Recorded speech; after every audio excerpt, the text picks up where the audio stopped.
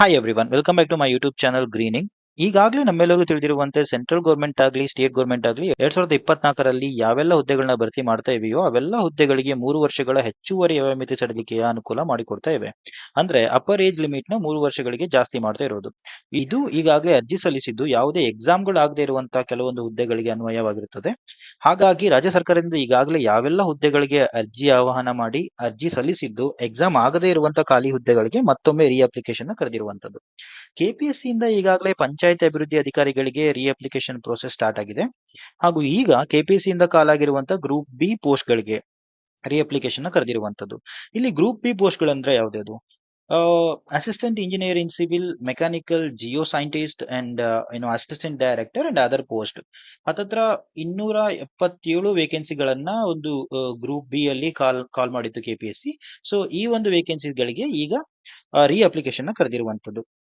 ಇದಕ್ಕೆ ಸಂಬಂಧಪಟ್ಟಂತೆ ನಾವು ಹೆಚ್ಚಿನ ವಿವರ ನೋಡೋದಾದ್ರೆ, ಈ ಒಂದು ರಿಯೋ ಅಪ್ಲಿಕೇಶನ್ ಪ್ರಾಸೆಸ್ ಸ್ಟಾರ್ಟ್ ಆಗಿರುವಂತದ್ದು ವಯೋಮಿತಿ ಸಡಿಲಿಕೆ ವಿಚಾರವಾಗಿ.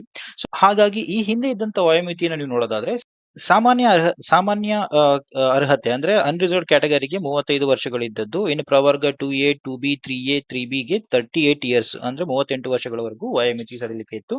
ಇನ್ನು ಪರಿಶಿಷ್ಟ ಜಾತಿ ಪಂಗಡಕ್ಕೆ 40 ವರ್ಷಗಳ ವಯೋಮಿತಿ ಸಡಿಲಿಕೆಯನ್ನ ಈ ಹಿಂದೆ ನಿಗದಿ ಮಾಡಿದಿರುವಂತದ್ದು. ಈಗ ಹೊಸದಾಗಿ ಬಂದಿರುವಂತಹ ಆದೇಶದ ಪ್ರಕಾರ 10/9/2024ರಲ್ಲಿ ಬಂದಂತ ಆದೇಶದ ಪ್ರಕಾರ ಈ ಒಂದು ಗರಿಷ್ಠ ವಯೋಮಿತಿ ಸಡಿಲಿಕೆಯಲ್ಲಿ 3 ವರ್ಷಗಳ ಹೆಚ್ಚಿನ ವಯೋಮಿತಿಯನ್ನು ಸಡಿಲಿಕೆಯನ್ನು ಮತ್ತೆ ಅಡಿಷನಲ್ ಆಗಿ ಕೊಟ್ಟಿರುವಂತದ್ದು.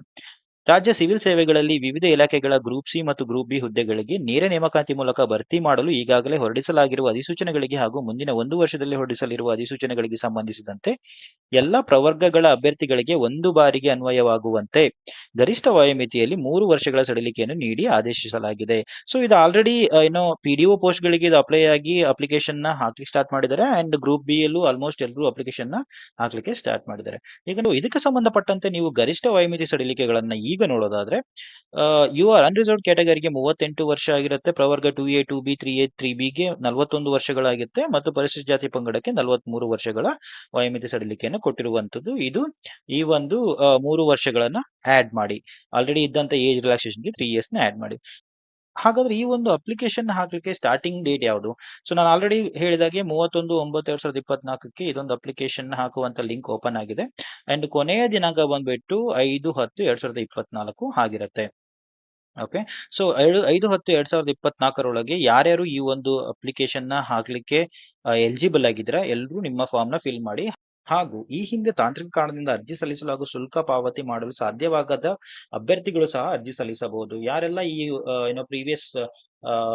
ಯಾರೆಲ್ಲ ಪ್ರೀವಿಯಸ್ ಟೈಮ್ ಅಲ್ಲಿ ಫೀ ಪೇ ಮಾಡ್ಲಿಕ್ಕೆ ಅಥವಾ ಈ ಒಂದು ಅರ್ಜಿ ಹಾಕ್ಲಿಕ್ಕೆ ಆಗಿರಲಿಲ್ಲ, technical issues are any other issues ಇಂದ, ಅವರೆಲ್ಲರೂ ಕೂಡ ಈ ಒಂದು ರೀ ಅಪ್ಲಿಕೇಶನ್ ನ ಸಬ್ಮಿಟ್ ಮಾಡಬಹುದು. ಇನ್ನುಳಿದಾಗ ಈ ಒಂದು ನೋಟಿಫಿಕೇಶನ್ ಏನಿದೆ ಇದು ವಯೋಮಿತಿಯ ಸಡಿಲಿಕೆಗೆ ಸಂಬಂಧಪಟ್ಟಂತದ್ದು ಮಾತ್ರ. ಅಂದ್ರೆ ಏಜ್ ರಿಲ್ಯಾಕ್ಸೇಷನ್ 3 ಇಯರ್ಸ್ ನ ಇನ್ಕ್ಲೂಡ್ ಮಾಡ್ಲಿಕ್ಕೆ ಮಾತ್ರ ಈ ಒಂದು ನೋಟಿಫಿಕೇಶನ್ ಇರುವಂತದ್ದು. ಇನ್ನುಳಿದಾಗೆ ಬೇರೆ ರೀತಿಯ ಯಾವುದೇ ಚೇಂಜಸ್ ಗಳಿರುವುದಿಲ್ಲ. ಎಲ್ಲಾ ನೋಟಿಫಿಕೇಶನ್ಸ್ ಇನ್ಫಾರ್ಮೇಶನ್ಸ್ ಪ್ರೀವಿಯಸ್ ನೋಟಿಫಿಕೇಶನ್ ಏನಿತ್ತು 13/3/2024ರಲ್ಲಿ ಬಂದಂತ ಒಂದು ನೋಟಿಫಿಕೇಶನ್ ಏನಿತ್ತು ಅದರಲ್ಲಿ ಇರುವಂತೆ ಅನ್ವಯವಾಗುತ್ತೆ. ಸೊ ಹಾಗಾಗಿ ಯಾರಿಗೆಲ್ಲ ಈ ಹಿಂದೆ ಈ ಒಂದು ಪೋಸ್ಟ್ ಗಳಿಗೆ ಅರ್ಜಿ ಸಲ್ಲಿಸಲಿಕ್ಕೆ ಕಷ್ಟವಾಗಿತ್ತು ಅವರಿಗೆಲ್ಲ ಈಗ ಇನ್ನೊಂದು ಅವಕಾಶ ಸಿಕ್ಕಿದೆ. ಸೊ ತಡ ಮಾಡದೆ ಈ ಒಂದು ಪೋಸ್ಟ್ ಗಳಿಗೆ ನಿಮ್ಮ ಅರ್ಜಿ ಸಲ್ಲಿಸಿ ಫೀನ ಪೇ ಮಾಡಿ. ಸೊ ಹಾಗೂ ನಮ್ಮ ಕಂಟೆಂಟ್ ನಿಮ್ಗೆ ಇಷ್ಟವಾದ್ರೆ ನಮ್ಮ ಚಾನಲ್ ನ ಲೈಕ್ ಮಾಡಿ ಹಾಗೂ ಸಬ್ಸ್ಕ್ರೈಬ್ ಮಾಡಿ. Thank you.